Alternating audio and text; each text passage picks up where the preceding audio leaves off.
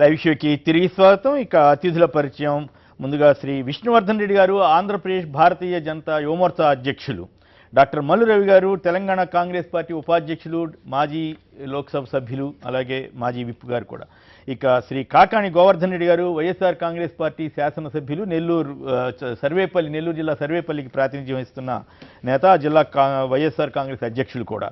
ఇక శ్రీ బాల్క సుమన్ గారు, టీఆర్ఎస్ యువనేత, పెద్దపల్లి లోక్సభ సభ్యులు, వారు కూడా మరి కొద్దిసేపట్లో మనతో ఉంటారు. ఇక మల్లెల ఫల్గుణ, కాపునాడు నేత, వారు కూడా మనతో చర్చలో పాల్గొంటారు. వీరితో చర్చలోకి వెళ్ళడానికి ముందుగా అమెరికాలో జరిగినటువంటి ఘోరమైనటువంటి దారుణమైనటువంటి ఘటన, ఆర్లాండోలో ఒక ఉన్మాది అనండి, ఉగ్రవాది అనండి, లేదా ఇంకొక ఏదన్నా పేరు పెట్టండి, నరరూప రాక్షసుడు అనండి, 50 మందిని కాల్చి చంపినటువంటి ఘటనపై, అక్కడ ఉన్నటువంటి పరిస్థితి పైన అక్కడికి సంబంధించినటువంటి ప్రముఖులు డాక్టర్ నల్లపరెడ్డి వాసుదేవరెడ్డి గారు ఆ విషయాలని వివరించడానికి మనతో సిద్ధంగా ఉన్నారు. వాసుదేవరెడ్డి గారు నమస్కారం అండి.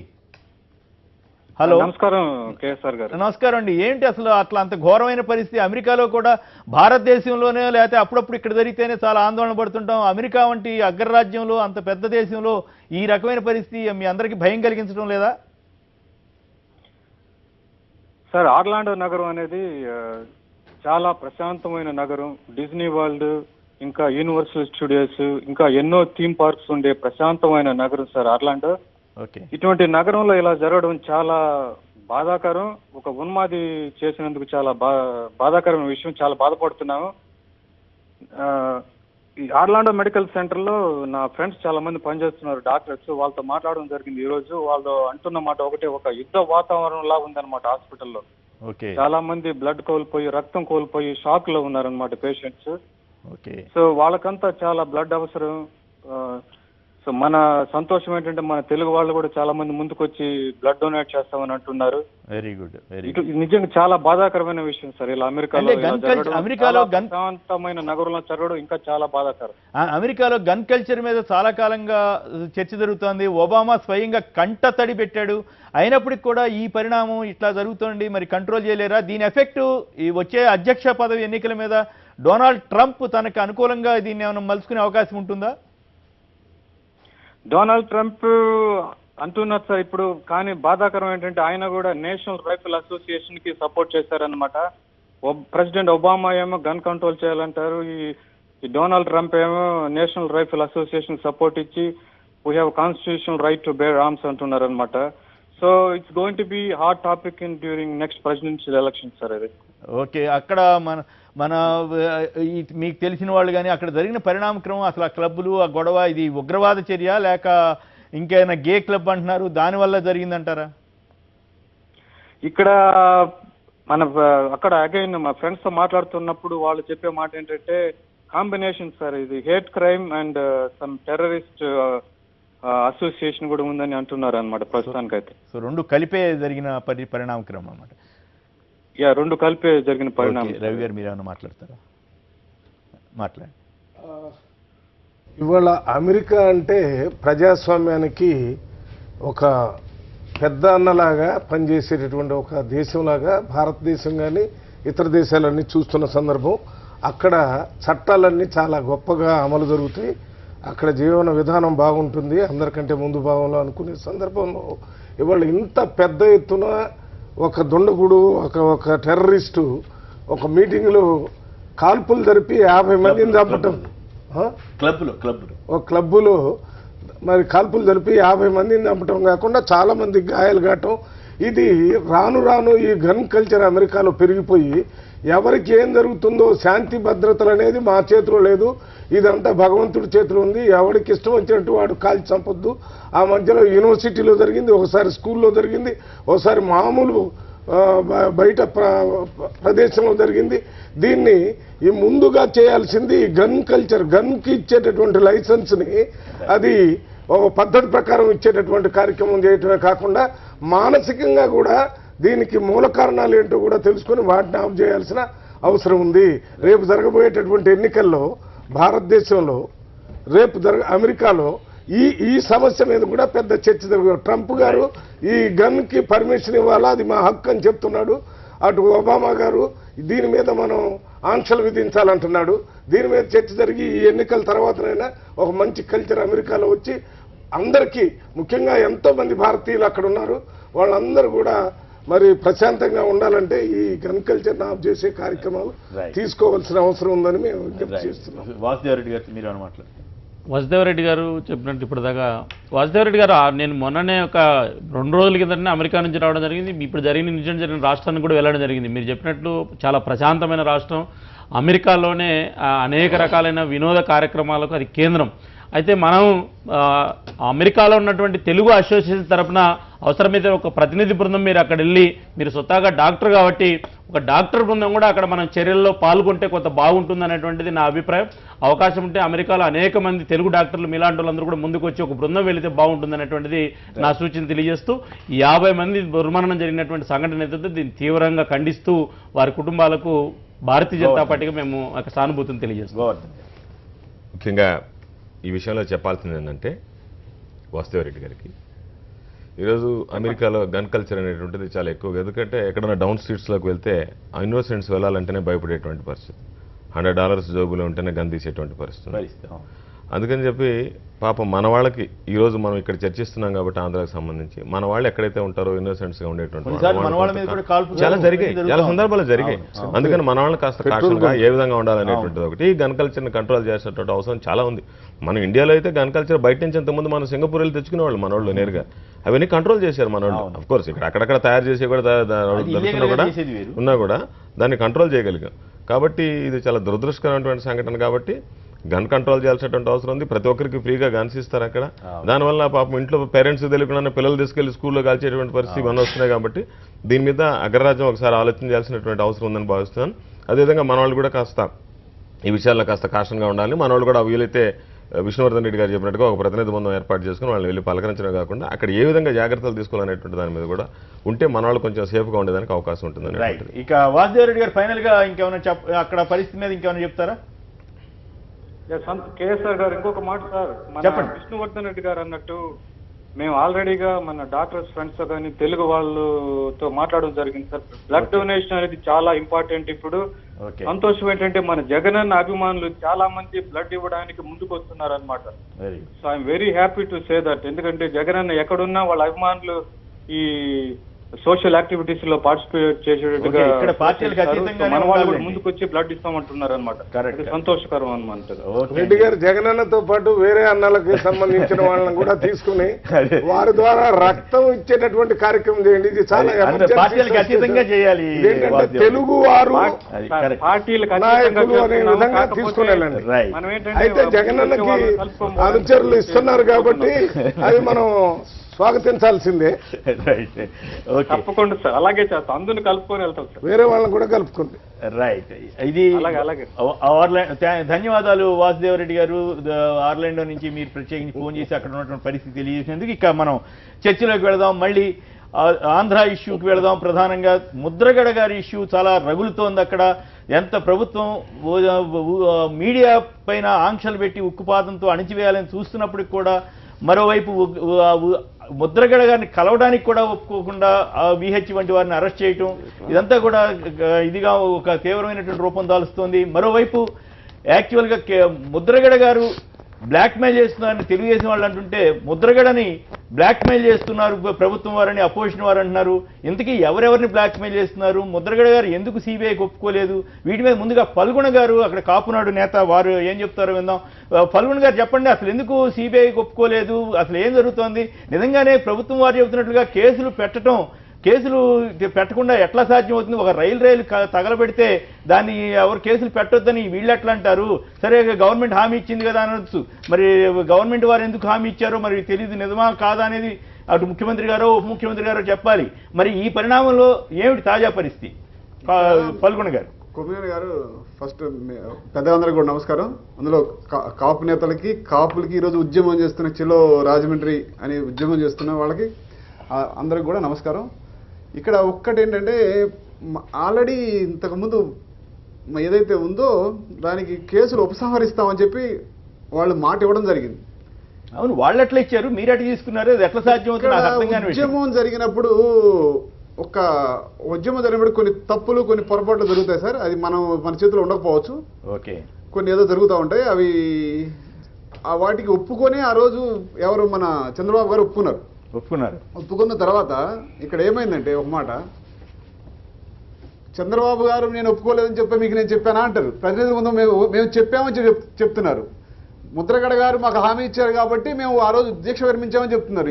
ఈ రోజు అదే ముద్రగడ గారిని అరెస్ట్ చేసి లోపల పెట్టి, నాకు ఒక చిన్న డౌట్ అండి. ఎందుకంటే మాట తప్పే స్వభావం ఉన్న ముఖ్యమంత్రి గారు, మాట తప్పని స్వభావం ఉన్న ముద్రగడ గారు, ఇక్కడ ఎవరిని కంపేర్ చేస్తే మొదటి చరిత్రలు చూసుకుంటూ పోతే ఎవరి చరిత్ర ఏంటంటే మాట మీద నిలబడి ఈరోజు ఉద్యమాలు చేస్తూ కాపు రిజర్వేషన్ ఇంత కష్టపడుతున్న ముద్రగడ గారిని అన్ని హామీలు ఇచ్చుకుంటూ అన్ని తప్పుకుంటూ ఇక్కడ ఏదో పదవి కోసమే పాకులాడుతున్న వ్యక్తిగా చరిత్రలో నిలిచిపోయే వ్యక్తి ఎవరంటే చంద్రబాబు గారు. అంత మంచి వ్యక్తిని ముద్రగడ గారిని ఒక్కళ్ళనే చేసి ఇప్పుడు అందరినీ చుట్టూ ఉన్న కంచెనంతా తీసేసి ఇప్పుడు ప్రజెంట్ ఈరోజు సిచ్యువేషన్ ఏంటంటే సార్, నాకు తెలిసిన సిచ్యువేషన్, ఆయన్ని ఒక్కడనే ఐసీలో పెట్టి భార్య పిల్లలందరినీ కూడా, భార్యని కోడలను కూడా పెట్టి ఎవరిని లేకుండా ఆయన మీద దాడి చేస్తున్నారు. యాక్చువల్లీ ఒక రకంగా దాడి చేసే ప్రయత్నం జరుగుతుంది. నాకు తెలిసి నెక్స్ట్ జరగబోయేది ఏంటంటే సార్, ఆయన్ని హాస్పిటల్లో ఏదో ఒకటి చేసి వీళ్ళు లాస్ట్కి ఆయనే చేసుకున్నాడు, ఈయన ఇంతకుముందు ఆత్మహత్య చేసుకోవడానికి మందుబాటులో పట్టుకున్నాడు కాబట్టి ఈయనే చేసుకున్నాడు అని రేపు ఎల్లుండి అది కూడా చేస్తారు వీళ్ళు. ఇలాంటిది ఏదైనా జరిగితే చంద్రబాబు గారి గవర్నమెంట్ ఉండదు, తెలుగుదేశం పార్టీ ఉండదు. ఒక్కటి మాత్రం చెప్తున్నా సార్ నీకు క్లియర్ గా. అట్లా చెబుతారు, ఎందుకు చెప్పలేము? ఎవరు పడేసే ధైర్యం ఎవరికి సార్? పడేసే ధైర్యం ఎక్కడ ఎవరికి? ప్రజలు సార్ గుర్తుపెట్టుకోండి, ఒక్క నాయకుడిని కూడా ఏదైనా జరిగితే ముద్రగడ వాళ్ళ ఇంట్లో ఎవరు కోరుకోవాలి, గ్రామంలో రానిరు, ఇది ఫిక్స్. ఎందుకంటే ఇంతకు ముందు రంగగారు జరిగినప్పుడు తెలుగుదేశం గవర్నమెంట్ లేదండి, కొలాప్స్ అయిపోయింది. కొలాప్స్ అంటే మట్టిలో కలిసిపోయినాడు. ఎలక్షన్ ముందు కాబట్టి, అది ఎలక్షన్ ముందు ఇంకా 3 ఏళ్ళు టైం ఉంది కదా పల్కొండ గారు, ఆ ఇష్యూ వేరు. అవసరం లేదండి, 3 ఏళ్ళు టైం ఉంది కదా. లేదండి, ఎవరిని ఇళ్లలో కూడా నీరు, ఇళ్లలో కూడా రానిరు, ఊర్లో కూడా రానిరు. మరీ కొంచెం ఎక్కువ చెబుతున్నట్టు, ఇది ఫిక్స్. ఎందుకంటే చెప్పంటారా, మరీ కొంచెం ఎక్కువ చెబుతున్నట్టున్నారు మీరు. లేదండి, ఇక్కడ 34% కాపులు ఉన్నారు. మాకు ఇచ్చిన హామీని మేము అడుగుతున్నాం, ఆయన కొత్తగా అడగట్లేదు. ఇప్పుడు హామీ అది ఇంకా 2 నెలలు టైం ఉంది. ఇప్పుడు ఇష్యూ ఈ కేసుల గురించి కదా. కేసులు సార్ దేని గురించి పెట్టారు కేసులు? అవును, నాకు ఇప్పటికే అర్థం కాదు. ఆయన ఇంట్లో ఉన్నాడు, తూర్పుగోదావరి జిల్లా వాళ్ళంతా మంచివాళ్ళు కదా, మళ్ళీ వాళ్ళ మీద కేసులు ఎట్లా వచ్చినాయి అబ్బా? కాదు సార్, ఆయన ఇంట్లో ఉన్నాడు, నేను అరెస్ట్ చేస్తా ఉంటారు, రైల్వే కేసు అంటారు, ఒకసారి లాండ్ ఆర్డర్ కేసు అంటారు, లాస్ట్ కి హాస్పిటల్ పెట్టిన తర్వాత నీ మీద ఈయనైనా కూడా తలుపేసుకుని దీక్ష చేస్తానని బెదిరించడం ఏంటి మరి? అది ఎంతవరకు? ఎన్నిసార్లు ఏ కేసులు అరెస్ట్ చేస్తారు చెప్పకుండా వచ్చి ఇంటి మీద పడిపోయి 1000 మంది పోలీసులు 2000 మంది పోలీసులు పెట్టేసి ఏంది అసలు? ఆయన తీసుకొచ్చిన పద్ధతి ఏంటి? చేతుల మీద తీసుకొస్తారా? కొడుకుని కోడల్ని భార్యని కొడతారా? మీకు అసలు ఫండమెంటల్ రైట్స్ ఏంటి సార్? నిరసన తెలియలేదా? హాస్పిటల్ మీకు ఇంకా గట్టి చెప్తున్నాను, ఈ రోజు ఓపెన్ చెప్తున్నా, మా ముద్రగడ గారు నిజాయితీ చేస్తున్నారు. ఈయన కొడుకు కోడలు వస్తే లోపల బాత్రూమ్ ఈయన తలిపేసుకొని గంట సేపు తినొచ్చి కూర్చొని మళ్ళీ నేను దీక్ష అన్నాడు. ఎవరు? చంద్రబాబు గారు దీక్ష అన్నాడు. చూసారా? మరి మీకు ఇప్పుడు కోపం వచ్చింది కాబట్టి ఇప్పుడు ఇది చెబుతున్నారు. 1.5 hours ఎలక్షన్ ముందు ఎప్పుడు అని చెప్పారా మీరు? 1.5 hours లైవ్ లో లేడు, ఎవరికి అందుబాటులో లేకుండా పోయాడు. అది అందరూ కూడా క్వశ్చన్ చేశారు. కాకపోతే నిజాయితీగా అయితే ఒకటి మాత్రం నేను చెప్పగలను, నేను కూడా వెళ్ళి పరామర్శ చేశాను నిమ్స్ లో. అప్పుడు అందరూ టీవీలో వాళ్ళందరినీ అలవ్ చేశారు. అప్పుడంతా కేసీఆర్ గారి దీక్షకి వెళ్తే చంద్రబాబు గారు వెళ్ళి పరామర్శ చేశారు. మరి అప్పుడు టీవీల మీద అక్కడ ఆంక్షలు, మరి కాంగ్రెస్ వాళ్ళకి చేతగారు ఏమో కానీ చంద్రబాబు గారు మాత్రం ఆయన చేసిన పనులకు వ్యతిరేకంగా చేస్తున్నారు. ఆయన దగ్గరికి అందరూ పరామర్శ చేస్తే ఇప్పుడు ముద్రగడ దగ్గరికి ఎవరిని వెళ్ళనివ్వట్లేదు. మరి పద్ధతి ఒకటే, ఎదురు వాళ్ళు చేస్తే తప్పు, ఆయన చేస్తే ఒప్పు. అట్లా సరే, ఇది మీరు రాజకీయంగా మాట్లాడొచ్చు కానీ సుమన్ గారు చెప్పండి ఏంటి ఇక్కడ కూడా కొంత ఈ మీడియా మీద కానీ ఇతరత్ర ఈ ప్రాబ్లమ్స్, విహెచ్ గారు వెళ్తే అక్కడ అరెస్ట్ చేయడం, ఇక్కడ మీరు ఉస్మానియాలోకి రానివ్వట్లేదు అనేటువంటి ఒక విమర్శ. ఒక్క నిమిషం పల్కొండ గారు మీరు ఆగండి, ఒక్క నిమిషం. కొన్ని హక్కులు ఇచ్చింది ఫండమెంటల్ గా. ఓకే గౌరవించాలి కదా. ఏది ఎవరు గౌరవిస్తున్నారని మిత్రమై వాళ్ళు రేపు. ఓకే, ఒక్క నిమిషం. సుమన్ గారు చెప్పండి ఏంటి ఇక్కడ కంపేర్ చేసి ఏమైనా మాట్లాడతారు? తెలంగాణలో మాత్రం అటువంటి పరిస్థితి ఏం లేదా? అంటే మొన్న మీరు జనజాతరకి వెళ్ళనివ్వలేదని అట్లా కోర్టు డైరెక్షన్, కోర్టు డైరెక్షన్ నాయకులు వెళ్ళొద్దని, మీడియాని కూడా వెళ్ళొద్దని. మీడియా లైవ్ ఇచ్చింది కదా, సాక్షి కూడా లైవ్ ఇచ్చింది కదా, నేను కూడా చూసిన. లోపల రానివ్వలేదని అన్నారు. సమస్య లేదు. మీడియా లోపలికి వెళ్ళింది, సభను లైవ్ ఇచ్చింది. హైకోర్టు డైరెక్షన్ ప్రకారం రాజకీయ నాయకులు ఎవరు పోవద్దనేది ఉంది. అంతే తప్పితే వేరే మా ప్రభుత్వం అయితే ఎన్నడేం చేయలే. సో మాకు అటువంటి ఉద్దేశం కూడా లేదు. ఇక్కడ ముద్రగడ పద్మనాభం గారిది ఈ సబ్జెక్ట్ లోపలనే చాలా దారుణంగా చంద్రబాబు నాయుడు ప్రభుత్వం వ్యవహరిస్తుంది అనేటటువంటి భావన అందరి లోపల కనబడతా ఉంది. యూట్యూబ్లో, ఫేస్బుక్లో కూడా ఒక వీడియో హల్చల్ చేస్తుంది. వాళ్ళ కొడుకును పోలీసులు గుంజుకొని పోవడం, అదంతా చూడడానికి కూడా మంచి లేదు. నిజంగా ఆయన కోసం చేస్తలేరు. వాళ్ళ సామాజిక వర్గం బాగోగుల గురించి గతంలో అప్పటి పార్టీ, అధికారంలో లేనటువంటి పార్టీ అధికారంలోకి రావడానికి, కాపులను మచ్చిగా చేసుకోవడానికి చంద్రబాబు నాయుడు గారు ఇచ్చినటువంటి హామీ దాన్ని నెరవేర్చమని వారు కోరుతూ ఉన్నారు. దాంట్లో తప్పేం లేదు. వారు కూడా నేను కమిషన్ ఇచ్చిన కమిషన్ రిపోర్ట్ వచ్చేంత వరకు ఆగని నేను వారు కూడా చెప్తా ఉన్నారు. ఒక్క నిమిషం మీరు అవకాశం ఇస్తే ఏపీ కాపు కార్పొరేషన్ చైర్మన్ రామానుజీ గారు లైన్ లో ఉన్నారు. రామానుజీ గారు నమస్కారం అండి. నమస్కారం అండి. బాగున్నారా? ఏం చెప్పండి, ఇప్పుడు మన కేసులు విరమింపజేస్తామని కిందటిసారి దీక్ష చేసినప్పుడు ముద్రగడ గారికి హామీ ఇచ్చారని వారి వాదన. ఎంతవరకు వాస్తవం? ప్రభుత్వం దాన్ని ఇంతవరకు ఖండించినట్టుగా నా దృష్టి రాలేదు. ఒకవేళ ఖండించి ఉంటే చెప్పండి. మీరు నిజంగా కేసులు అప్పుడు ఎందుకు హామీ ఇచ్చారు, ఇప్పుడు ఎందుకు కేసులు పెట్టారు? కేసులు ఇది ఈ రాష్ట్రం శాంతి భద్రతలతో ఉండాలండి. అంత పెద్ద ట్రైను, పోలీస్ స్టేషన్లు, పోలీస్ వ్యాన్లు అంత తగలపెట్టిన తర్వాత, అది కాకుండా అదే సెంట్రల్ గవర్నమెంట్ ఆస్తి, దాన్ని తగలపెట్టి ఆ విషయాలు కేసులు తీసేయండి అంటాం. అది కూడా ప్రస్తుతం ఈ రాష్ట్రానికి, ఈ రాష్ట్ర భవిష్యత్తుకి, ఈ రాష్ట్ర అభివృద్ధికి అది అంత మంచి విషయం కాదండి. ఈ రాష్ట్రందరూ కూడా రామానంద్ గారు మీతో నేను కూడా ఏకీపిస్తున్నా. కాకుండా పరిటాల రవి గారు చంపినప్పుడు వీళ్ళు అన్ని తగలబెట్టండి, కాల్ చేయండి, ఇది చేయనప్పుడు అది కరెక్టేనా? రామానుజు గారు పరిటాల రవి గారు చనిపోయినప్పుడు మీరు తగలబెట్టండి, చంపేయండి, పొడి చేయండి, వాళ్ళని చంపండి, అవి చేయండి, ఇవి చేయండి అని చెప్పి మీ ఇప్పుడు చంద్రబాబు గారు డైరెక్షన్ ఇవ్వడం అది కరెక్టేనా? చెప్పండి. నేను చెప్తాను, ఒక్క నిమిషం. పల్కన్ గారు, పరిటాల రవీంద్ర గారి హత్య జరిగినప్పుడు బస్సులు తగలబెట్టమని చంద్రబాబు గారు చెప్పలేదా? ఎందుకు చెప్పారు? అప్పుడు ఎట్లా జరిగిందని అడుగుతున్నారు. అదొక ఆస్పెక్ట్. అయితే కేసులు, ఇక్కడ ప్రధానమైనటువంటి పాయింట్ ఏంటంటే కేసులు పెట్టము తుని రైలుకు సంబంధించి అని ప్రభుత్వం తరఫున వెళ్లిన ప్రతినిధులు అచ్చెన్నాయుడు గారు కానీ, తోట త్రిమూర్తులు గారు కానీ వాళ్ళు హామీ ఇచ్చిన మాట నిజమా కాదా? అది చెప్పండి. అదంతా ఆ రోజుల మట్టికి ఏ హామీలు జరగలేదు సార్. ఆయన కాపు కార్పొరేషన్ ద్వారా అందరికీ రుణాలు ఇవ్వాలి అని అడిగారు. అది చంద్రబాబు గారు ఎప్పుడో చేస్తున్నారు. ఆయన అసలు ఆ సందర్భంగా కాపుల గురించి దీక్ష చేయాల్సినంత అవసరమే లేదండి. అసలు అది లేదు, అసలు అవసరం ఈ రాష్ట్రంలో లేదు. ఎందుకంటే చంద్రబాబు నాయుడు గారు 2014 ఎన్నికల్లో ఏది హామీ ఇచ్చారో ఆ హామీని ఆయన తూచా తప్పుకోకుండా నెరవేరుస్తా వెళ్తా ఉన్నారండి. ఆయన దీక్ష అనౌన్స్ చేసింది డిసెంబర్ లోనండి. కాపు కార్పొరేషన్ రిజిస్ట్రేషన్ సెప్టెంబర్ 2వ తారీఖునండి. కొంచెం ఒకసారి అది మేము అబద్ధం చెప్తాం, తెలుగుదేశం పార్టీలో ఉన్నాం కాబట్టి మేము అబద్ధం చెప్తాం అనుకుంటే ఇవాళ ఇన్ఫర్మేషన్ యాక్ట్ ఉందండి. దాని ప్రకారంగా చూసుకుంటే ఆ విషయాలన్నీ ప్రజలకు అర్థమవుతండి. ఈ రోజున మరి జగన్మోహన్ రెడ్డి గారి మనుషులందరూ కూడా దాన్ని వక్రీకరిస్తున్నారండి. వక్రీకరించి లేనిపోయిన విధంగా ఆయన్ని అనవసరంగా ఈ రాష్ట్రంలో శాంతి భద్రతలు మరి పాడు చేయటం కోసం ఈ రోజు ఇలాంటి అంటే అంతే కాదు రామానంద్ గారు, తూర్పుగోదావరి జిల్లా వాళ్ళందరూ కూడా ఈ రాష్ట్ర అభివృద్ధి కోసం మనం అందరం పాటుపడతామండి. ఓకే, మంచి పాయింట్ చెప్పారు. ఈ రాష్ట్రంలో అసలు దీంట్లో జగన్మోహన్ రెడ్డికి సంబంధం, కాపుల గురించి, కాపు రిజర్వేషన్ల గురించి దీక్ష చేస్తున్నది ముద్రగడ గారు, దాన్ని అణచివేసే ప్రయత్నం చేస్తున్నది ప్రభుత్వం, తెలుగుదేశం పార్టీ. జగన్మోహన్ రెడ్డి గారికి సంబంధం. ఈ రాష్ట్రానికి పెద్ద నష్టం. రామాంజయ్ గారు నేను విష్ణువర్ధన్ రెడ్డి బీజేపీ ప్రతినిధి. ఒకటి ఇప్పుడు ఆంధ్రప్రదేశ్ లో ఇష్యూ ఏంటంటే ముద్రగడ పద్మనాభం గారి దీక్ష, పోలీసుల వ్యవహార శైలి. ఇది ప్రభుత్వం ఉందా ఇప్పుడు కేసులు పెట్ట హామీ ఇచ్చారా లేదా? ఒకటి మనం ముద్రగడ పద్మనాభం గారి ఉద్యమం తర్వాత అక్కడ జరిగినటువంటి సంఘటనలకు సంబంధించిన విషయంలో ఒక ప్రతినిధి బృందం వెళ్ళడం జరిగింది. అన్ని పత్రికల్లో, టీవీల్లో వచ్చింది.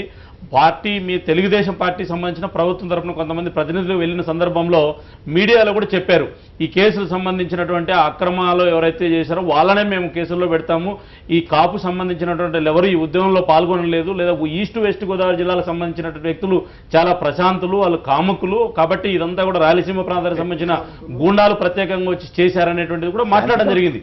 అయితే ఇప్పుడు నేను అడిగేది ఏంటంటే, ఈ సమస్య సున్నితమైనటువంటి సమస్య.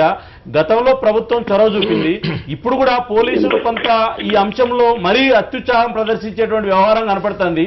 కాబట్టి సున్నితమైన సమస్యను మీరు ఆ కులానికి సంబంధించినటువంటి చైర్మన్ అంతదాకా ఒక ప్రజాప్రతినిధిగా మీరు ముందుకు రావాల్సినటువంటి అవసరం ఉంది. నిన్న భారతీయ జనతా పార్టీకి సంబంధించినటువంటి శాసనసభ్యుడు ఆకుల సత్యనారాయణ గారు ప్రభుత్వానికి ఒక మెసేజ్ కూడా ఇవ్వడం జరిగింది. నేను అవసరమైతే మద్దతుత్వం వహిస్తాను, ఈ సమస్యను పరిష్కరించేద్దామని చెప్పడం జరిగింది. కాబట్టి మీకు నేను గుర్తు చేసేది ఏంటంటే రాజకీయ అంశాలు అధికార ప్రతిపక్షం అనేది పక్కన పెడితే ఒక సామాజిక వర్గానికి సంబంధించినటువంటి ఒక నాయకుడుగా ఒక కాజు కోసం ఉద్యమం చేస్తున్న సందర్భంలో మీరైనా ముందుకు వచ్చి ఆయన ఆరోగ్యాన్ని అయితే ఈరోజు మనం కాపాడాల్సినటువంటి అవసరం ఉంది.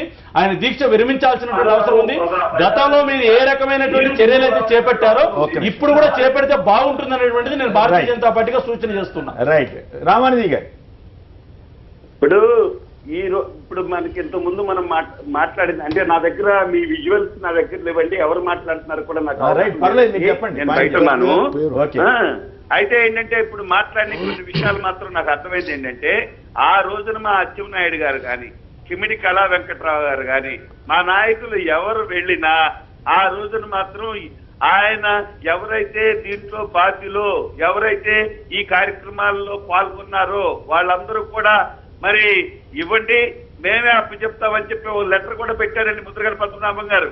ఒకసారి కూడా పరిగణలోకి తీసుకోవాల్సిన బాధ్యత మరి ఈ రాష్ట్రాన్ని అభివృద్ధి చేసే మీలాంటి పెద్దలందరి మీద కూడా ఉందండి. ఆలోచించండి ఒకసారి. రామాంజీ గారు, గోవర్ధన్ రెడ్డి గారు ఎమ్మెల్యే గారు మాట్లాడుతున్నారు. ఇప్పుడు ఒక చిన్న విషయం చెప్పండి. మీరు ఈ రోజు ఇప్పుడు చెప్పారు, చాలా విషయాలు మాట్లాడారు. ఆడలేక మధ్యలో ఓడన్నట్టుగా ఇది సున్నితమైనటువంటి సమస్య, దానికి సంబంధించినటువంటి సమస్యను తీసుకొచ్చి జగన్మోహన్ రెడ్డి గారి మీద ఇంకొకరి మీద అంటే మీరు మామూలుగా మీకు సమాధానం చెప్పుకోవడానికి అవసరం లేదు కాబట్టి ఎవరో ఒకరి మీద నెట్టేటువంటి ప్రయత్నం చేయడంలో ప్రతిపక్ష నాయకుడు జగన్మోహన్ రెడ్డి గారి మీద నెడుతున్నారు అనేటువంటిది ప్రజల లేదు చెప్తాను. నేను మీరు చెప్పిన తర్వాత మీరు అన్నిటికీ సమాధానం ఒకటేసారి కలిపి చెప్తారు. నేను అన్నిటికీ చెప్పిన తర్వాత మీరు ఒకటేసారి కలిపి చెప్తారు, పర్వాలేదు.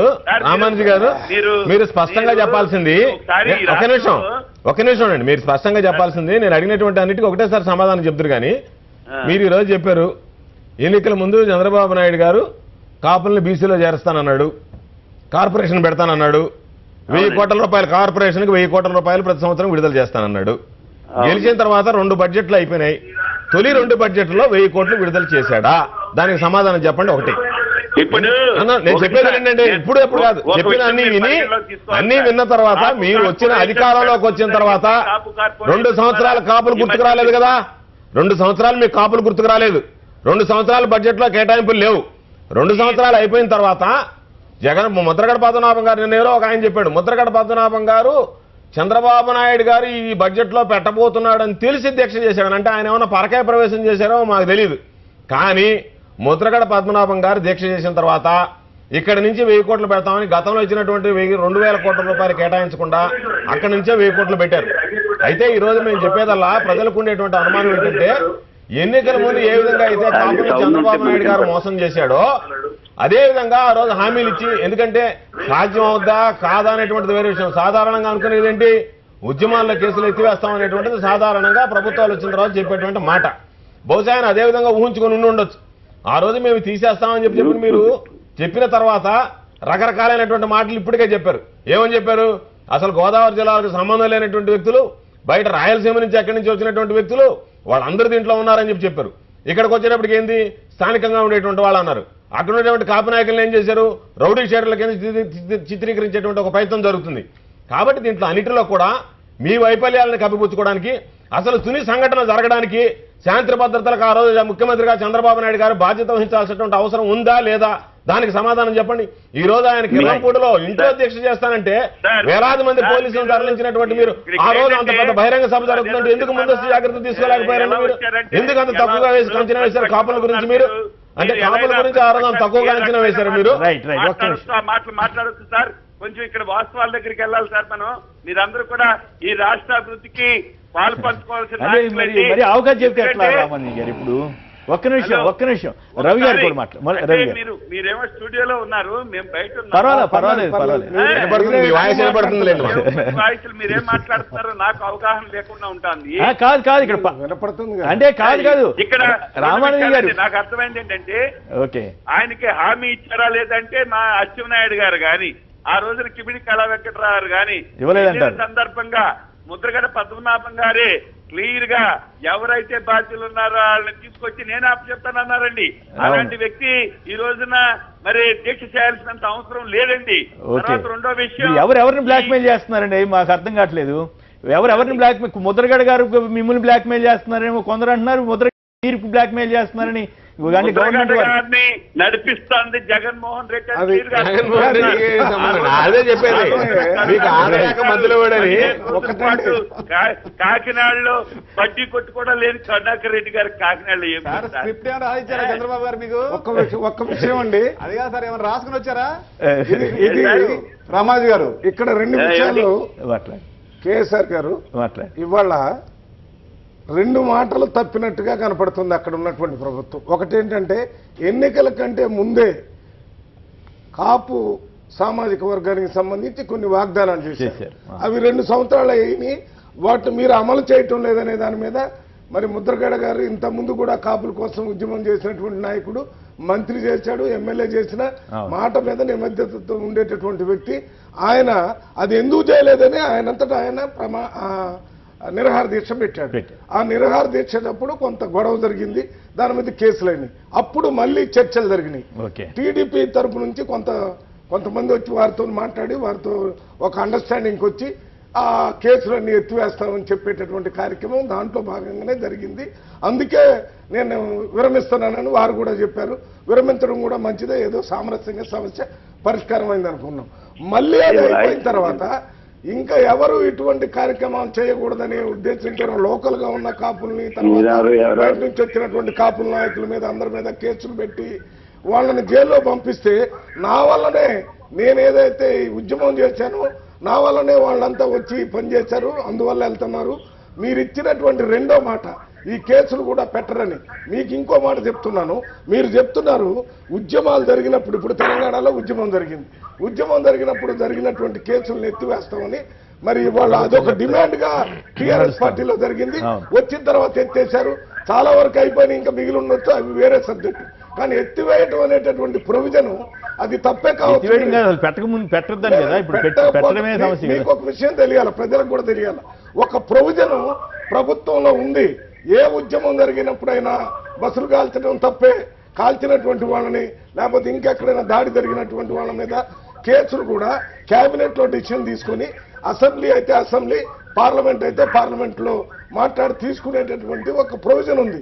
అది ఇస్తారని చెప్పారు, మీరు చేస్తారని మళ్ళీ 7 దాటిన తర్వాత మళ్ళీ మీ పని మీరు చేసినట్టుగా ఇవాళ చేయలేదనే దాని మీద ఆయన ప్రాణం పోయేటట్టుంది. ముందు ఆయన పేరేంటి, జగన్మోహన్ రెడ్డి గారు సపోర్ట్ చేస్తుండా లేకపోతే వీరు చేస్తున్నారో ఎవరు చేస్తున్నారో కాదు. ఒక మనిషి ఒక సమస్య ఏదైతే మీరు మాట ఇచ్చారో దానికోసం ఉద్యమం చేస్తుంటే ఆ ప్రాణం బతికించాల్సిన బాధ్యత ప్రజాస్వామ్యం. మరి ముద్రగడ గారు సిబిఐ ఎందుకు వద్దంటున్నారు? ఇప్పుడు ఆయన చేయాల్సింది ఇంకా సిబిఐలు, ఏపీఐలు చెప్పినటువంటి అన్ని మళ్ళీ సిబిఐ అని వెనక్కిపోయే బదులు అసలు నువ్వు చెప్పిన మాటని అమలు చేయమనేది ఇక్కడ సమస్య. అంతేగాని ఇప్పుడు మళ్ళీ సిబిసిఐడి, సిబిఐ ఇప్పుడు మాబోటి వాళ్ళకి మధ్యస్థంగా ఉండే వాళ్ళకి ఆయన ఎందుకు సిబిఐ వద్దంటున్నారు, వీళ్ళు ఎందుకు సిబిఐ ఎందుకు డిమాండ్ చేస్తున్నారని డౌట్ వస్తుంది కదా. అసలు ఇప్పుడు తప్పును నిర్ధారించడానికి కాదు, అప్పుడు జరిగినటువంటి ఉద్యమం కేసులు పెట్టాలా వద్దండి, గవర్నమెంట్ ఉన్న తర్వాత కేసులు పెట్టాలా పెట్టారండి, పెట్టద్దా లేదు, పెట్టిన విత్డ్రా. అయితే ఇక్కడ సీఎం గారు లాంటి వాళ్ళే అసలు తూర్పుగోదావరి జిల్లా వాళ్ళు మంచి వాళ్ళు చేయరు అని చెప్పడం వల్ల ఇబ్బంది వచ్చింది. ఏమి కాదు, మీరు విత్డ్రా చేస్తానని చెప్పి చేయకపోవటం వల్ల చేయడానికి అవకాశం ఉన్నదాన్ని కూడా ఇవాళ కొత్త రూల్స్ పెట్టి మళ్ళీ సిబిఐ, సిబిసిఐడి. ఎక్స్పీరియన్స్ చెప్తాను, తెలంగాణ కేసుల ఎక్స్పీరియన్స్ బాగుంది కదా. తెలంగాణ ఉద్యమంలో కేసీఆర్ గారు రాష్ట్ర సాధన కోసం దీక్ష చేస్తారు. December 10th మేము విద్యార్థులమంతా చలో అసెంబ్లీ పిలిపించినాం. December 9th కేసీఆర్ గారి నిరాహార దీక్ష చాలా పీకిపోతే అంతకు 2-3 రోజుల నుంచి యూపీఏ ప్రభుత్వం చర్చలు జరిపింది. దీక్ష రాష్ట్ర ఏర్పాటు ప్రకటన వచ్చింది, దీక్ష విరమింపజేసింది. సో ఆ ప్రకటన రావడమే కాకుండా సహజంగానే అప్పటిదాకా జరిగినటువంటి సంఘటనల మీద కేసులు ఎత్తివేత కార్యక్రమం అనేది దాంట్లో భాగంగా ఉంటుంది. ఏ ఉద్యమమైనా నిరాహార దీక్షను ఇంకో కార్యక్రమం చేసినప్పుడు చాలా సీరియస్గా డెఫినెట్గా కొన్ని జరుగుతాయి. అది ఉద్యమ నాయకుడే చేపియాడు, ఉద్యమ నాయకుడే చేపియాల్సినటువంటి అవసరం లేదు. సహజంగా వారిని అభిమానించేటోళ్ళు ఆ అంశం పట్ల అంత తీవ్రమైనటువంటి భావోద్వేగంతో ఉన్నటువంటి వాళ్ళు చాలా మంది సహజంగా చేస్తారు, దానికి నాయకుడే కారణం కాదు. ఒకటి. రెండోది, ఒక ఓడంబడికనో ఒక ఒప్పందము జరిగి ఒక విరమణ లాంటిది జరిగినప్పుడు దాంట్లో అప్పటిదాకా జరిగినటువంటి సంఘటనల మీద కేసులు వీసులు ఉంటది, సహజంగా ఉంటది. కానీ ఇక్కడనే చాలా నాకు విచిత్రంగా అనిపించింది ఏంటంటే మేము కేసులు ఎత్తివేస్తామని చెప్పలేమని చెప్పి ఇప్పుడు వారు రామరాజు గారు చెప్పడం, మరి నాకు అదేం జరిగిందో పేపర్లో వచ్చింది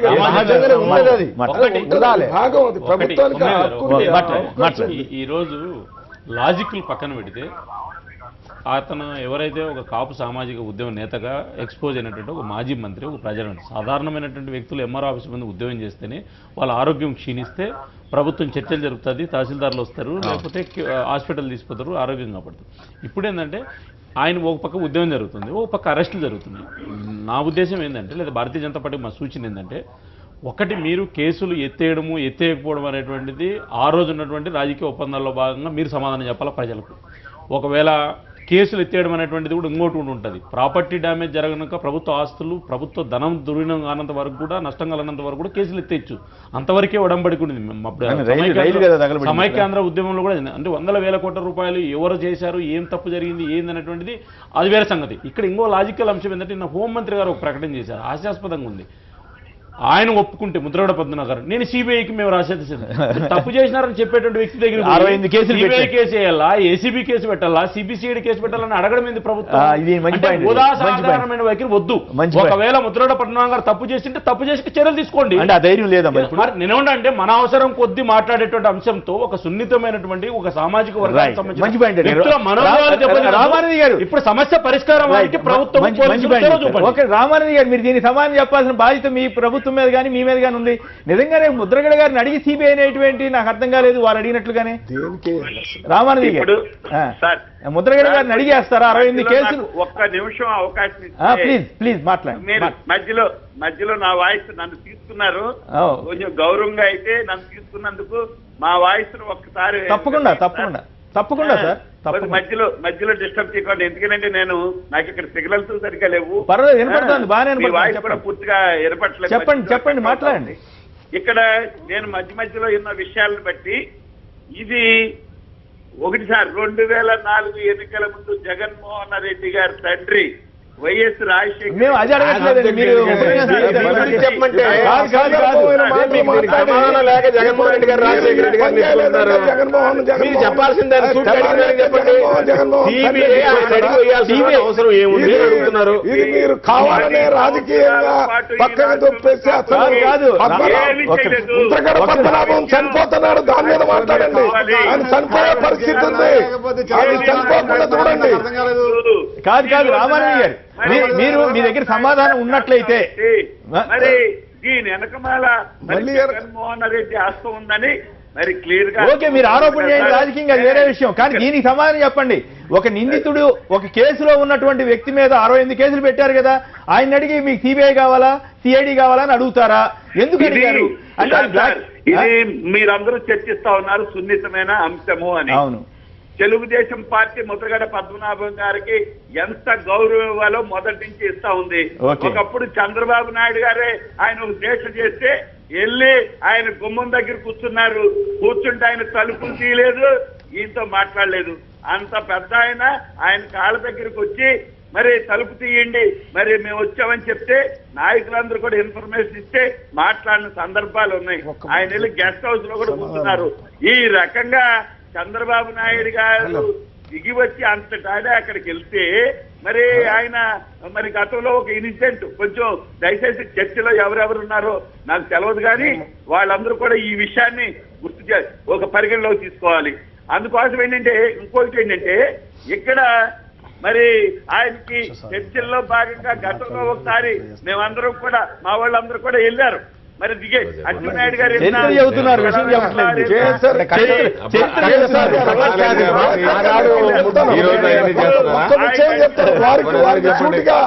వారిని ఒక్క మాట అడుగుతున్నాను, ఇక్కడ మనం ఒక్కటే మాట. ఏది కూడా ప్రభుత్వం ఏది కూడా రామానుజం గారు ఒక్క మాట, రామానుజం గారు ఒక్క మాట, కాపులందరికీ కూడా ఒక్క మాట చెప్పారు. రామానుజం గారు ఒక్క నిమిషం ఆగండి, ఒక్క నిమిషం ఆగండి. రామానుజం గారు, ఇప్పుడు పద్మనాభం గారు మామూలు నాయకుడేం కాదు, ఆయన ఇంత ముందు మంత్రి చేశాడు, ఒక ప్రజల్లో ఒక మంచి పేరు 78లోనే ఎమ్మెల్యే చేశాడు ఆయన. అందుకే కదా సార్, అందుకే ఆయనకి ఎంత గౌరవం ఇవ్వాలో నన్ను పూర్తిగానివ్వండి. అటువంటి వ్యక్తిని ఇవాళ కాకపోతే అటువంటి వ్యక్తిని రాష్ట్రంలో ఈ శాంతి భద్రతలు మీతో సహా తెలుగుదేశం మంత్రులు నాయకులు ఆయన ఒక పప్పెట్టు, జగన్మోహన్ రెడ్డి చేతిలో ఒక పప్పెట్టు, ఆయనకేమీ సొంత వ్యక్తిత్వం లేదని మాట్లాడి కాపు నాయకుల్ని ఆయన్ని అవమానపరుస్తున్నారు మీరు. పద్మనాభం పప్పెట్టు కాదు, ఆయన వ్యక్తిగతం, ఆయన వ్యక్తిత్వం ఉంది, ఆయన వ్యక్తిత్వాన్ని మీరే అవమానపరుస్తున్నారు. జగన్మోహన్ రెడ్డి చేతిలో పప్పెట్టు కాదు, మీరు ఆయన చరిత్ర చూడండి. ఒకటే రామాంజయ్ గారు, నేను చివరగా నా విజ్ఞప్తి ఏంటంటే, భారతీయ జనతా పార్టీగా మేము ఇచ్చే సూచన ఏంటంటే, మనం ప్రభుత్వంలో ఉన్నటువంటి వ్యక్తులుగా ఒకవేళ ముద్రగడ పద్మనాభం గారు తప్పు చేశారా, ఉద్యమకారులు తప్పు చేశారా అనేటువంటిది ప్రభుత్వం విచారణ జరుపుతుంది, ఇన్వెస్టిగేషన్ చేయండి, తప్పు ఉన్నటువంటి చర్యలు తీసుకోండి. సమస్య అంతా ఏంటంటే, ఈరోజు ఇక్కడ ఒక వర్గానికి సంబంధించినటువంటి, ఒక కులానికి సంబంధించినటువంటి ఒక సామాజిక సమస్యను ఈరోజు పోలీసులు చేస్తున్నటువంటి కొంత వైఖరి కారణంగా అలజడి ఆంధ్రప్రదేశ్లో తయారవుతుంది. మీరే చెప్తున్నారు కొత్తగా ఏర్పడిన రాష్ట్రం అభివృద్ధి కావాలంటే అందరూ సహకరించాలని. ప్రభుత్వం తరపున మీరు యాజ్ ఏ చైర్మన్ గా, మీరు ఆ సామాజిక వర్గానికి నేతగా మీరు ఎందుకు ముందు చూపుతూ అక్కడ వెళ్ళి ఈ సమస్య పరిష్కారం వైపు చూపండి, మీరు ప్రయత్నం చేయండి. రామారావు గారు ఒక పాయింట్, అసలు ముద్రగడ గారిని ఎవరిని కలవనివ్వట్లేదు, ఆయన ఏమైనా టెర్రరిస్ట్ అని అడుగుతున్నారు. హనుమంతరావు గారిని అరెస్ట్ చేయడం ఏంటి? అది కాపు నేతలకు అవమానం అని పోరాటం చేసే వ్యక్తి. రైట్ హనుమంతరావు గారు లాంటి వాళ్ళని కూడా దగ్గరికి కూడా వెళ్ళి పరామర్శకు కూడా అనుమతించట్లేదు. ఇది కొంచెం ఇబ్బందికరంగా, ఎబ్బెట్టుకరంగా లేదా? అది దాని మీద ఏమైనా సమాధానం చెబుతారా రామానంది గారు? ఇప్పుడు ఇక్కడ ముద్రగడ పద్మనాభం గారికి ఎప్పుడు కూడా ప్రభుత్వం గౌరవిస్తా ఉంది. ఆయన ఒక పక్కమట కూడా మరి మా హోంమంత్రి చినరాజప్ప గారు కూడా ఒక అడుగు కిందకి దిగి పోలీస్ డిపార్ట్మెంట్ లో హోం మంత్రి ఎవరు లాంట్లాడు, ఎవరు చేయనటువంటి ప్రకటన ఒకటి చేశారు సార్. ఆయన మీద ఉన్నటువంటి గౌరవంతో మీరు మీ అంతటి మీరే కేసులు ఎవరైతే బాధ్యులు ఉన్నారో వాళ్ళని పెట్టమండి అని చెప్పి మీరు చెప్పారు. ఇప్పుడు కూడా మీరు ఏ విచారణ కావాల్సి వస్తే ఆ విచారణ చేస్తానని చెప్పి ఆ చాయిస్ కూడా మీకే ఇచ్చారు. దాని అర్థం ఏంటంటే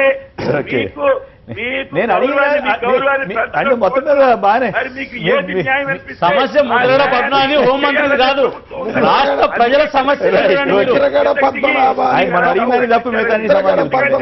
తప్పు చేస్తానని చెప్పి ప్రయత్నం చేస్తున్నాడు తప్ప ఆయన తీసుకొచ్చిన రామానంది గారు మేము అడిగినాటికి మాత్రం కొన్ని సూటిగా సమాధానం చేయడానికి మీరు కూడా సిద్ధంగా ఉన్నట్టు కనపట్టలేదు.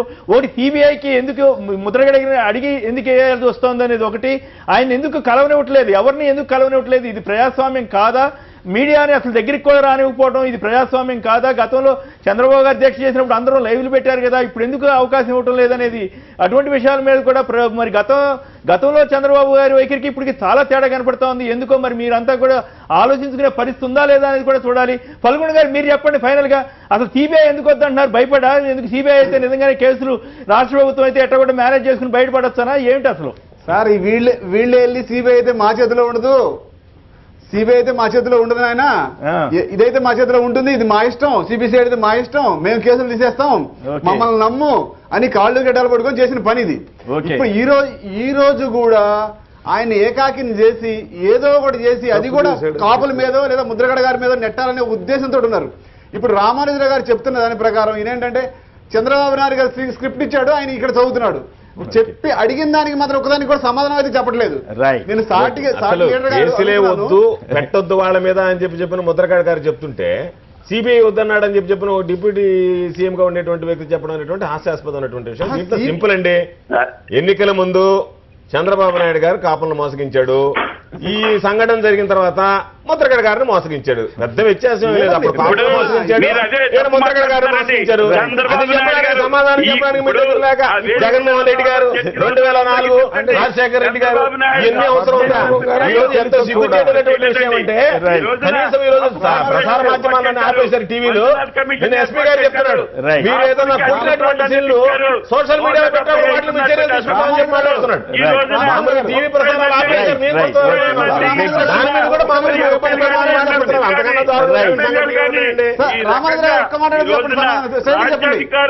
తెలుగుదేశం పార్టీలో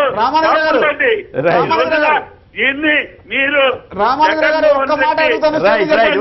జగన్మోహన్ రెడ్డి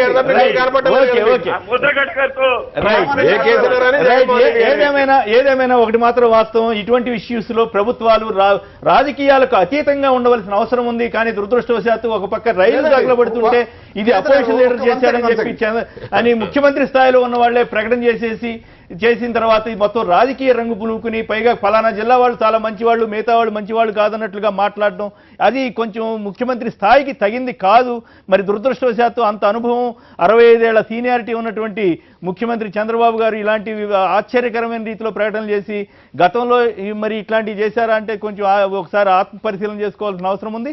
ఖచ్చితంగా ఇది ప్రభుత్వం తప్పటడుగులు వేస్తోంది అనేటువంటి అభిప్రాయం కలిగిస్తోంది. దురదృష్టవశాత్తు ఈ అవకాశాన్ని వాళ్ళు మీడియా స్వేచ్ఛని కానీ లేదా ఇతరత్రా కానీ చేస్తున్న తీరు మీద మరి తెలుగుదేశం పార్టీలో ఆత్మవిమర్శ కంటే కూడా ఎదురుదాడికి ఎక్కువ ప్రాధాన్యత ఇస్తున్నారు. అది మంచిది కాదు.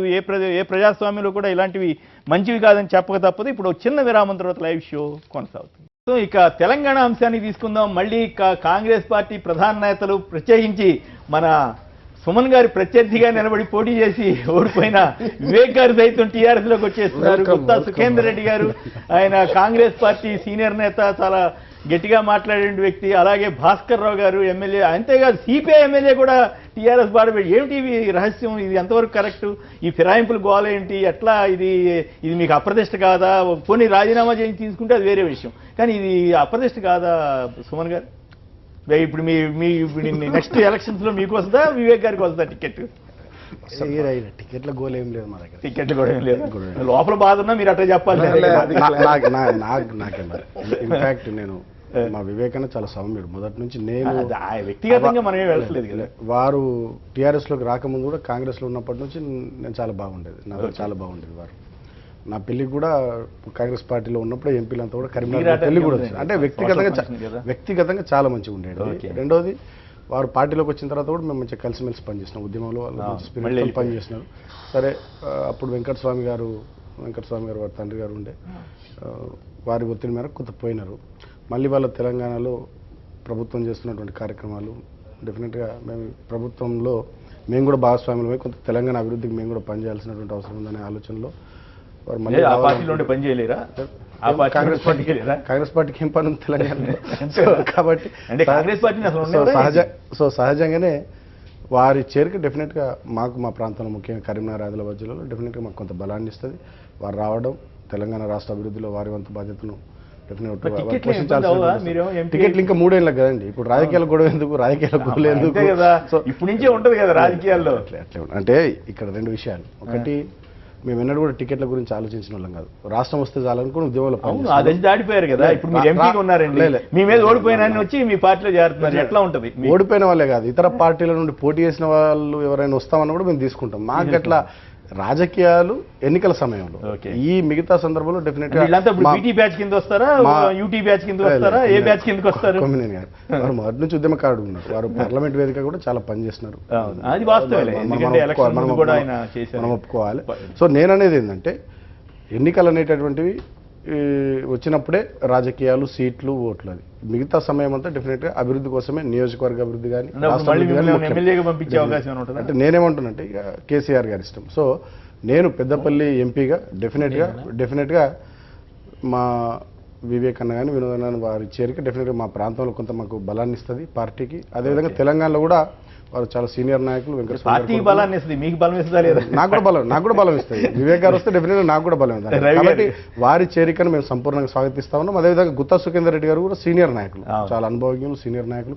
నల్లగొండ జిల్లాలో కూడా మా పార్టీ ఇంకా బలోపేతం కావాల్సినటువంటి రాజీనామా చేస్తారా, చేయించరా? సీఎం గారి ఇష్టము, వారి ఇష్టము. నేను అంటున్నది ఏంటంటే, ఇలాంటి నేను కేసీఆర్ గారు ప్రజాస్వామ్యం వీటన్నిటి గురించి మాట్లాడిన వాళ్ళు ఒకప్పుడు రాజీనామా అంటే ఇట్లా ఇసిరేసిన వాళ్ళు ఇవాళ ఏంది ఇట్లా చేస్తున్నారు? నాకు ఆశ్చర్యం ఉంది. అక్కడ ఏపీలో జరుగుతోంది కదా అని మీరు అడగచ్చు. ఏపీలో కూడా అధ్వానంగా జరుగుతుంది, దాంట్లో నాకు ఏ సందేహం లేదు, మరీ అధ్వానంగా జరుగుతుంది. ఇక్కడ కూడా అసలు ఏకంగా విలీనాలు చేసేసుకున్నామని ప్రకటన చేయడం ఆశ్చర్యంగా ఉంది. ఏం టీఆర్ఎస్ ఏంటి ఇట్లా అయిపోయిందండి అనిపిస్తుంది ఒక్కోసారి. కాకపోతే రాజకీయ కార్యకలాపాలు ఐపీఎల్ ఆల్రెడీ ప్రారంభమైంది.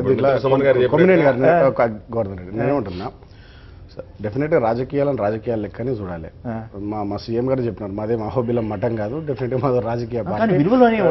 విలువలు డెఫినెట్ ఉన్నాయి. లేవని ఎవరన్నారు? ఇప్పుడు కాంగ్రెస్ ఎమ్మెల్యేలు చేరారు, రాజీనామా చేశారా? ఎవరు? 6 కాంగ్రెస్ ఎమ్మెల్యేలు ఆల్రెడీ చేరారు, రాజీనామా చేశారా? అది చేయించారా? అది స్పీకర్ గారికి రాజీనామా లేఖలు ఇచ్చినారు. స్పీకర్ గారు స్పీకర్ గారికి రాజీనామా లేఖలు ఇచ్చినారు. స్పీకర్ గారు నిర్ణయం తీసుకుంటే ఎన్నికలు వస్తాయి. నేను అంటున్నది ఏంటంటే తెలుగుదేశం పార్టీ కూడా కంప్లీట్గా మెజారిటీ కూడా అందరూ కూడా ఇటే వచ్చేస్తారు. టీడీఎల్పీని విలీనం చేసినారు, వైఎస్ఆర్సీపీ కూడా విలీనం అయిపోయింది. సో స్పీకర్ గారు ఆమోదించినారు. నేను అంటున్నది ఏంటంటే రాజకీయంగా నేను ఒకటి చెప్పదలుచుకున్నా, మేము క్లియర్గా ఉన్నాం, మేము భయపడేదేం లేదు, బాధపడేదేం లేదు, మాకు జంకు బెంకు కూడా. మేము రాజకీయంగా బలంగా ఉండడం ఎంత ముఖ్యమో మా ప్రత్యర్థి పార్టీలు బలహీనంగా కూడా రాజకీయంగా అంతే ముఖ్యం. డెఫినెట్గా ఆ స్ట్రాటజీలో మేము పోతాం. ఒకటి. రెండోది, మాది కొత్త రాష్ట్రం. ఈ కొత్త రాష్ట్రంలో చిల్లర రాజకీయాలు అవసరం లేదు. డెఫినెట్గా రాజకీయ పునరేకీకరణ జరిగింది. తెలంగాణ సమాజం అంతా ఉద్యమంలో తెలంగాణ సమాజం అంతా ఉద్యమంలో ఏ రకంగా ఏకోన్ముఖంగా ఒకవైపు నిలబడ్డదో ఇవాళ తెలంగాణ రాజకీయ వ్యవస్థ అంతా కూడా ఒకవైపు కేసీఆర్ గారి వైపు ఉండాల్సినటువంటి అవసరం ఉంది. ఇంకో 2-3 టర్ములు ఇక్కడ టీఆర్ఎస్ ఉండాల్సినటువంటి అవసరం ఉంది. తెచ్చిన తెలంగాణను గొప్ప అభివృద్ధి చేసుకోవాల్సినటువంటి అవసరం ఉంది. అది మా భావన. వారు వస్తే వారిని కూడా తీసుకుంటాం. రవి గారు మిమ్మల్ని కూడా ఆహ్వానిస్తున్నాడు ఆయన. ఇవాళ రాజకీయాల్లో జరుగుతున్నటువంటి ఈ పార్టీ మార్పిడి విధానం మీద మొదట్లో అంటే పునరీకరణ బంగారు తెలంగాణ అని చెప్పిపోయే సందర్భంలో ప్రజలు పెద్దగా దాని గురించి పట్టించుకోలేదు. ఇప్పుడు కొంతవరకు 2 సంవత్సరాలు అయిపోయింది. ఈ ప్రభుత్వం ఏం చేస్తుందో చూశారు, ఇక్కడ ప్రతిపక్షాలు ఏం చేస్తున్నాయో కూడా చూస్తున్నారు. ఈ సందర్భంలో మీరు బార్గెనింగ్ జరుగుతుంది జరుగుతుందంటే పేపర్లో వస్తుంది కదా, మాకు ఎమ్మెల్సీ చేసి మాకు మంత్రి ఇవ్వాలనేది డబ్బులు బార్గెనింగ్ అని వాళ్ళు ఆరోపణ చేస్తున్నారు. ఇంకా డేంజరస్ పవర్ బార్గెనింగ్. డబ్బులు ఇచ్చేస్తేనే ఇది ఎంత పని? ఇది ఏమైనా తేలికైన విషయమా? ఒక మంత్రి పదవిని ఇచ్చేయటమో, లేకపోతే ఒక ఎమ్మెల్సీని ఇవ్వటమో, లేకపోతే ఒక ఎంపీ రాజ్యసభ ఇవ్వటమో, ఇవన్నీ జనం దృష్టిలో డబ్బులు ఇవ్వటమే కరప్షన్ అనుకుంటున్నారు. ఇది రాజకీయ కరప్షన్. ఈ డబ్బులు ఇచ్చే కరప్షన్ కంటే అనేక రెట్లు అన్యాయం చేసినట్టు. మీరు ఒకటే చెప్తున్నాను, మీరు పరిపాలన చేయడానికి కావలసినటువంటి సంఖ్యాబలం 63 ఉంటే 83 అయిందని మొన్ననే 83-86 చెప్పారు. మాకు పెద్ద ఇదైపోయింది, స్టేబుల్గా ఉందని చెప్పి. మీరు దేనికోసం వాళ్ళు పిలుస్తున్నారు? ఒకవేళ వచ్చేటట్టుంటే వాళ్ళు బంగారు తెలంగాణ వాళ్ళే పిలిచి మాట్లాడుతున్నారు. వీళ్ళు ఏం కావాలో అడుగుతున్నారు. అవన్నీ బయటకు వస్తున్నాయి కదా, మాకేం తెలియదు, మేము మాట్లాడలేదు. అయితే కాంగ్రెస్ పార్టీలో ఉన్నటువంటి నాయకులు కాబట్టి ఆ నాయకులను కాంగ్రెస్ పార్టీ నుంచి ఎందుకు పోతున్నారు, కాంగ్రెస్ పార్టీలో ఉండాలనేటటువంటి ఒక ప్రయత్నం కాంగ్రెస్ పార్టీ తరఫున మేము ప్రయత్నం చేస్తున్నాం. మీకు ఇవాళ ఏం తక్కువైంది? మాకు ఒకవేళ మా ఎంపీ గారు ఉన్నాడు ఎక్కడ నల్గొండ ఎంపీ గారికి ఇంకా 3 సంవత్సరాలు ఎంపీగా కొనసాగే అవకాశం ఉంది. ప్రజల తరఫున పోరాటం చేయొచ్చు. మీరు కోర్టుకు పోయారు, వారు కోర్టుకు పోయారు, కొన్ని కేసులు పెట్టారు, మరి ప్రభుత్వానికి కొన్ని లెటర్స్ రాశారు, ప్రభుత్వాన్ని నిలదీస్తున్నారు. ప్రభుత్వం ఏం చేస్తుంది? దీనివల్ల ప్రభుత్వం కూడా ప్రజలకి చేసే పనులు అందే విధంగా మీరు చూసే ఒక నాయకుడిగా వాళ్ళ పేరు తెచ్చుకున్నారు. మీరు సడన్ గా అక్కడ పోతున్నారంటే ప్రజలకు ఏం చెప్పాలి? కాంగ్రెస్ పార్టీ ఏమైనా తప్పు చేసిందా? ఇక్కడ మీకు ఎంపీగా టికెట్ ఇచ్చి గెలిపించారు. భవిష్యత్తులో ఇప్పుడు కాంగ్రెస్ పార్టీలు ఏ వరకు అయినా వీళ్ళు ఇంతకుముందు 2014లో 2009లో ఓడిపోయారు కదా, భవిష్యత్తు లేదని వెళ్ళిపోయారా? పోరాటం చేసుకుంటున్నారు. ఇవాళ మళ్ళీ పూర్తి స్థాయిలో వచ్చింది. ఎప్పుడైనా 77లో కాంగ్రెస్ పార్టీ భారతదేశం మొత్తం ఓడిపోయింది. మరి భవిష్యత్తు లేదని వెళ్ళిపోతే ఇవాళ కాంగ్రెస్ ఉండేదా? మొన్ననే కదా వీళ్ళు వచ్చి 2 సంవత్సరాలు అవుతుంది. ఎట్లా ఎదుర్కొంటారు మీరు ఈ పరిస్థితిని ఎట్లా ఎదుర్కొంటారు? మళ్ళీ ఇది ఎదుర్కోవటం అనేది ఇవాళ కాంగ్రెస్ పార్టీ నాయకుల పార్టీ కాదు, కాంగ్రెస్ పార్టీ ప్రజల పార్టీ. ప్రజల్లో బతికుండబట్టే 125 సంవత్సరాల నుంచి కాంగ్రెస్ పార్టీ ఉంది. కాంగ్రెస్ పార్టీ గాని ఇంకో పార్టీ గాని ప్రజలతో బయటకు వస్తే చచ్చిపోద్ది.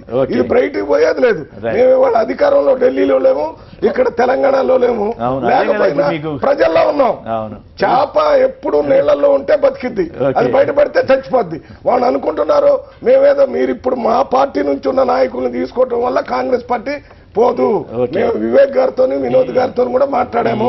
వీళ్ళందరూ కూడా ఎందుకు పోతున్నారు ఏంటనేది ప్రజలు ఆలోచిస్తారు.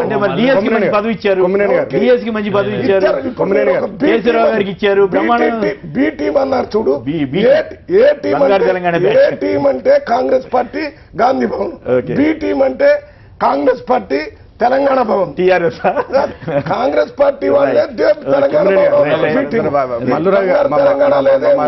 ఇవన్నీ మాటలు వేరు, చేతలు బట్టి ప్రజలు గమనిస్తారు. కాంగ్రెస్ పార్టీ అవుట్డేటెడ్ అయిపోయింది, తెలంగాణలోనే కాదు దేశంలోనే అవుట్డేటెడ్ అయిపోయింది. మీరు చూడండి 29 రాష్ట్రాల్లో ఎన్ని రాష్ట్రాల్లో కాంగ్రెస్ ఉంది. అసలు కాంగ్రెస్ పార్టీ పరిస్థితి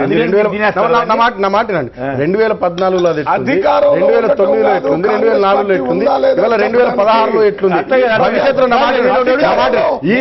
దేశంలో తెలంగాణలో కాదు, తెలంగాణలో అయినా ఆంధ్రప్రదేశ్ లో అయినా ఈ దేశంలో అయినా ఇంకా 20 ఏళ్ళ వరకు కాంగ్రెస్ కోరుకోదండి. ఎందుకంటే దేశ ప్రజలను ఒక దిక్కుంటే దేశ ప్రజలను దేశ ప్రజలను ఒక దిక్కుంటే కాంగ్రెస్ పార్టీ ఒక దిక్కుంటుంది, తెలంగాణ ప్రజలను ఒక దిక్కుంటే Congress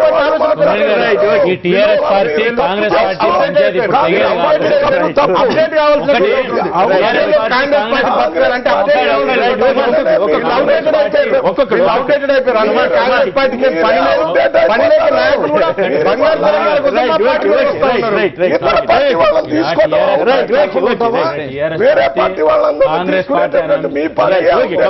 TRS party Congress party అనే అంశాలు 2 పక్కన పెడితే రాజకీయాలు పతనావస్థకు చేరిపోయినటువంటి కేర్ ఆఫ్ అడ్రస్ ఎక్కడైనా ఉందంటే ఆంధ్ర తెలంగాణలో కనపడుతుంది. ఎమ్మెల్యేలు ఎంపీలు ఉత్తరప్రదేశ్ లో మనం కూడా ఎమ్మెల్యేలు ఎంపీలు ఒక రాజకీయ పార్టీలో గెలిచిన తర్వాత ఏ పార్టీ బీజేపీ తప్పే కూడా తప్పే. అల్టిమేట్ గా నేను ఏమంటున్నానంటే రోజు ఇప్పటిదాకా ఏంటంటే కాంగ్రెస్ పార్టీకి టీఆర్ఎస్ పార్టీలో సుఖేంద్ర రెడ్డి గారు కూడా తెలుగుదేశం నుంచి కాంగ్రెస్ లోకి వచ్చాడు, మళ్ళీ టీఆర్ఎస్ లోకి వచ్చాడు. వివేక్ గారు కూడా కాంగ్రెస్ నుంచి మళ్ళీ టీఆర్ఎస్ లో చేరాడు, మళ్ళీ కాంగ్రెస్ లోకి వచ్చాడు. ఇప్పుడు ఏంటంటే సమస్య సిపిఐ పార్టీలో చేరినటువంటి గెలిచిన ఎమ్మెల్యేలు కూడా వస్తున్నారంటే ఇంకా రాజకీయ పార్టీల పట్ల ఎంపీల పట్ల ఆ మధ్య ఒక నాయకుడు చెప్పాడు ఎక్కడ దొరుకుతారు ఎమ్మెల్యేలు ఎంపీలు అంటే సంతలో దొరుకుతారని. ఇంకా ఏం అవసరం లేదు, ఆంధ్ర తెలంగాణకు వస్తే ఎక్కడైనా దొరుకుతారు. మీరు సూట్ కేసులు పట్టుకుంటే దొరుకుతారు. సంక్షిప్తంగా చెప్పారు సుమన్ గారు కొన్ని విషయాలు చెప్పాడు. దీంట్లో ఉన్నటువంటి విషయం ఏంటంటే తెలంగాణలో కానీ ఆంధ్రాలో కానీ శాసనసభ్యులు అనేటువంటి వాళ్ళు ఈ రోజు సంతలో పశువులాగా కొనుగోలు చేయబడుతున్నారు. ఇది మేము చెప్పినటువంటి మాట కాదు, చంద్రబాబు నాయుడు గారు తెలంగాణ విషయంలో మాట్లాడేటువంటి మాట. అయితే ఈ రోజు ఎవరు కూడా మామూలుగా రాజకీయంగా కావాల్సినటువంటి అవసరమే, రాజకీయంగా ఎదురు జాగ్రత్తగా పడాల్సినటువంటి అవసరం ఉంటుంది. అయితే వాళ్ళ దగ్గర విలువలకి ఏం స్థానం ఇవ్వకుండా ఇవ్వడం ఒకటి. చంద్రబాబు నాయుడు గారు ఇప్పుడు సుమన్ గారు చెప్పారు, ఇక్కడ లేదు చంద్రబాబు నాయుడు గారు పదే చెప్పేటువంటి మాట రేపు డీలిమిటేషన్ జరగబోతుంది, మీరందరూ రాండి, 220 అవుతాయి కాబట్టి మీ అందరికి సీట్లు ఇస్తాం, అన్ని విధాలా ఏర్పాటు చేస్తాం. నాకు చివరికి 1 నిమిషం ఇవ్వాలి, 1 నిమిషం టైం లేదు. ఇప్పుడు వీళ్ళు ఇంత మాట్లాడుతున్నారు కదా, మా పరకాల ఎమ్మెల్యే ధర్మారెడ్డి గారు టీడీపీలో గెలిచినారు, టీఆర్ఎస్లోకి వచ్చినారు. వరంగల్ ఉప ఎన్నికలో పరకాల అసెంబ్లీ నియోజకవర్గంలో 43,000 మెజార్టీ మాది. తలసాని శ్రీనివాస్ యాదవ్ గారు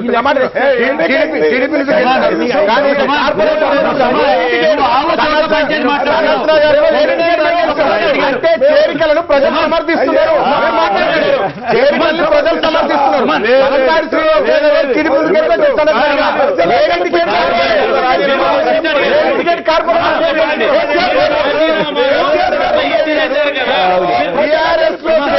ప్రజలు సమర్థిస్తున్నారు, దాన్ని మీరు గుర్తుపెట్టుకోవాలి. ఇవాళ నారాయణఖేడులో స్థానుభూతున్న కాంగ్రెస్ స్థానుభూతున్న కాంగ్రెస్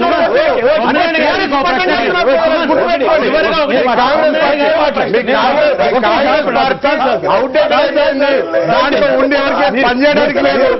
మీరు అప్డేట్ అయిపోయింది కాంగ్రెస్ పార్టీ పని.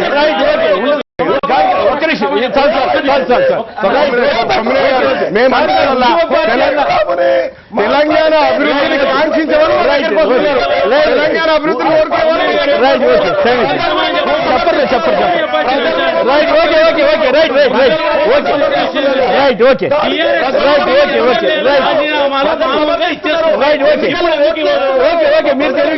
మీరు తెలివిగా చెబుతున్నారులే కానీ ఉద్యమ పార్టీ ఉద్యమ పార్టీగా ఉన్న టీఆర్ఎస్ పార్టీ ఈ రోజున ఈ రకంగా ఫిరాయింపుల్ని ప్రోత్సహించడం మంచిది కాదు. ఏ పార్టీ అయినా సరే ఫిరాయింపులకి విలువలు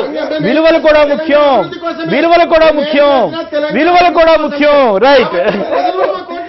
రైట్ ప్రజలు మాకు ఓట్లు వేస్తున్నారు. ఇది రైట్. ఓకే, విష్ణువర్ధన్ రెడ్డి గారికి, మల్లు రవి గారికి, కాకాని గోవర్ధన్ రెడ్డి గారికి, అలాగే బాల్క సుమన్ గారికి, పన్గుణ గారికి, కాపు కార్పొరేషన్ చైర్మన్ రాజకీయ నాయకులు చెబుతారా మీ అడిగితే? టీఆర్ఎస్ పార్టీ ఎమ్మెల్యేలు మామూలుగా రాజీనామా ఒక గంటలో చేపిస్తుంది. ఇప్పుడు చెప్పలేదంటే మీ పార్టీ బలం పెరిగిందా చెప్పండి. రామానంది గారికి అందరికి కూడా ధన్యవాదాలు. Right, okay. ఇది నేటి వార్తా విశ్లేషణ కార్యక్రమం. నమస్కారం.